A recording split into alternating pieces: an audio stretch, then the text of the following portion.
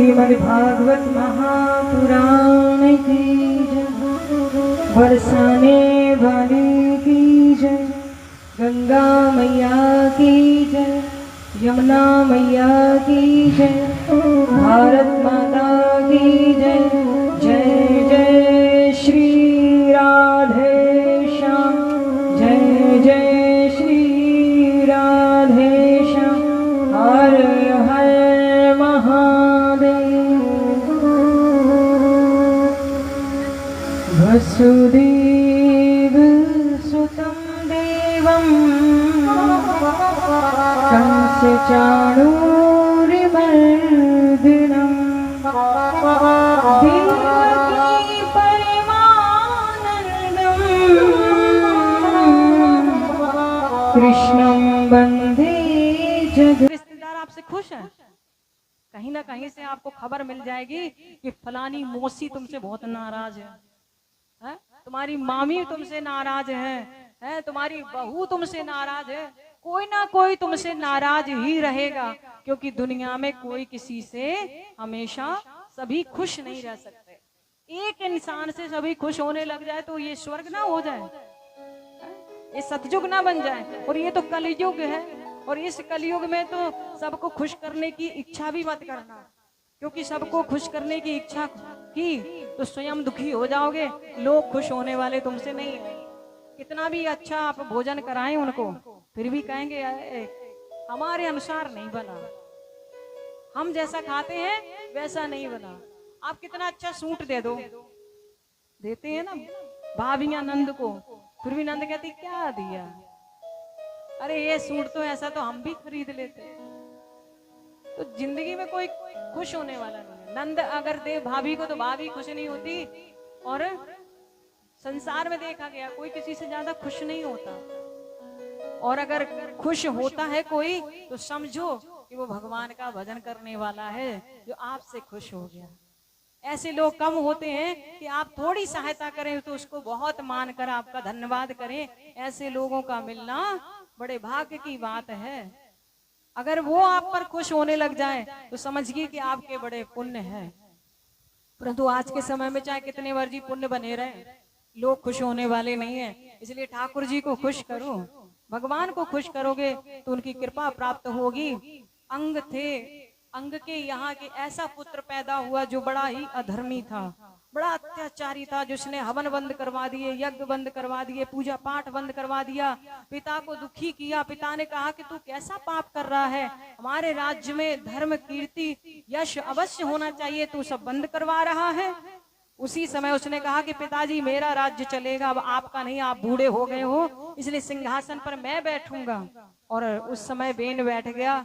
ऋषियों को उस समय बुरा लगा, परंतु अंग तो वन में चले गए भगवान की भक्ति करने के लिए, और इधर जो बेन था सिंहासन पर बैठा, वन आदि बंद करा दिया। उसी समय संत महात्मा बड़े दुखी हुए, उन्होंने उसे श्राप दे दिया, वो जमीन पर गिर पड़ा।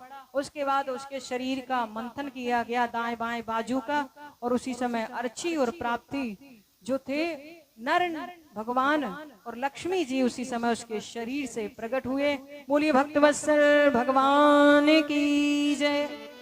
और उस समय पृथु और अर्ची जब प्रकट हुए तो भगवान पृथु ने पृथ्वी का दोहन किया। जहां पर अधर्म फैल गया था, अत्याचार फैल गया था, सभी बड़े दुखी थे, और उस समय भगवान की कृपा से सभी सुखी हो गए, भगवान की जय जयकार करने लगे। और कहते हैं श्याम तेरे दर का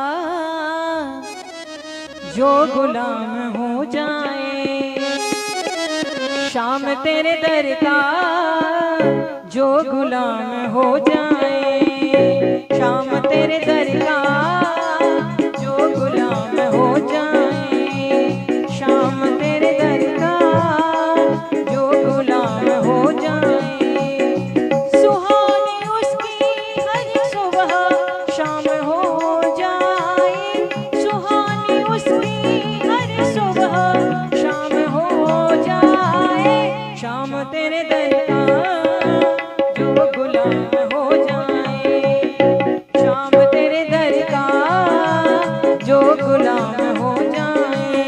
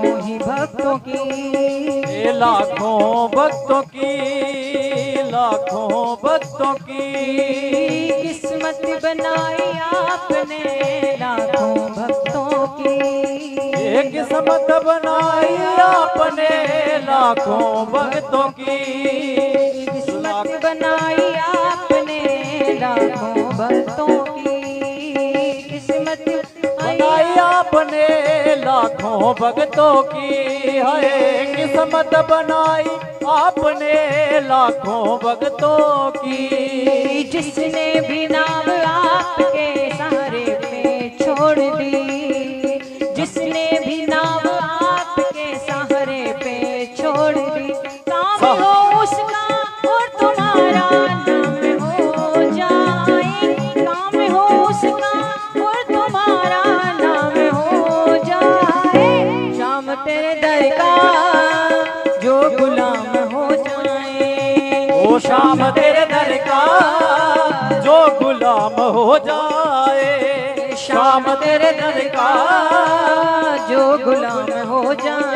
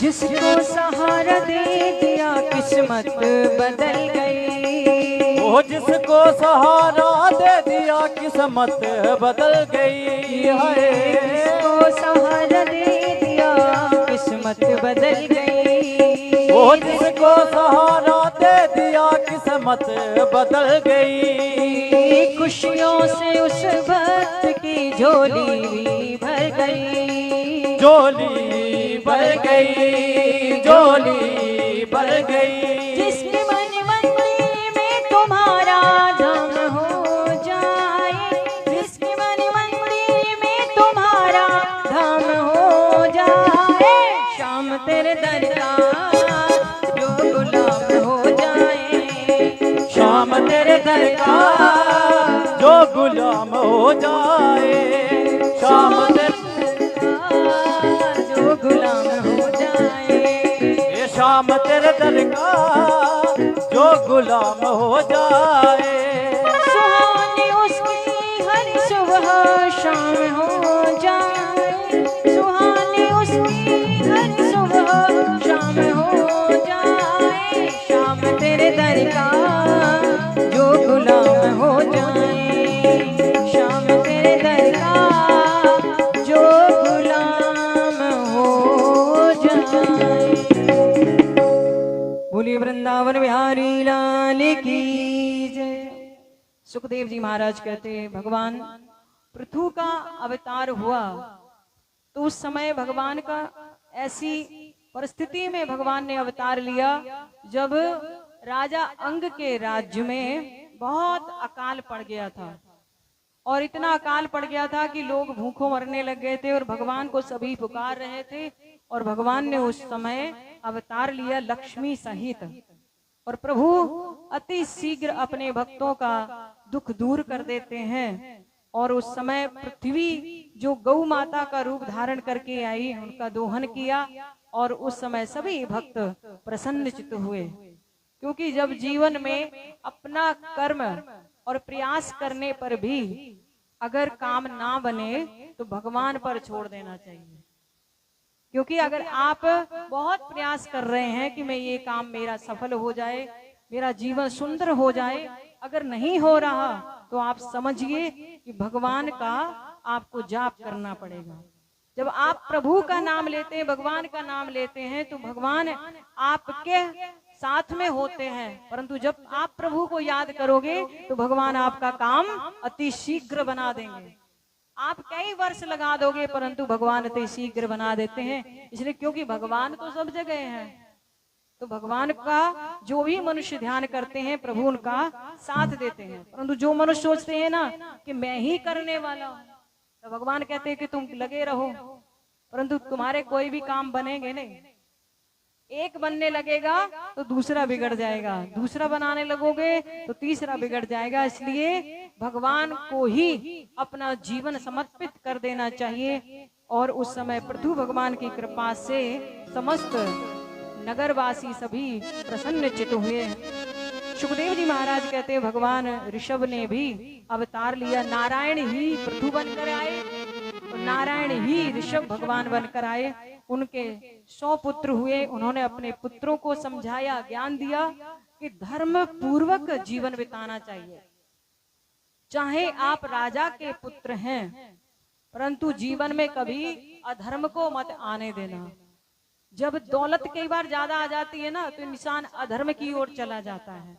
धन दौलत ज्यादा होता है तो सोचता है कि अब क्या करें, भगवान का भजन करता नहीं। कई बार जब मित्र दोस्त मिल जाते हैं तो अधर्म की ओर चला जाता है। तो भगवान कहते हैं कि धनवान अगर बने हो तो गरीबों की मदद करो, धनवान अपने लिए नहीं बनो।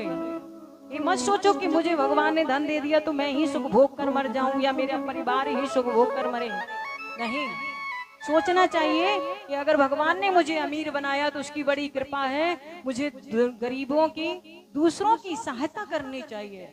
ऐसी कन्याओं का विवाह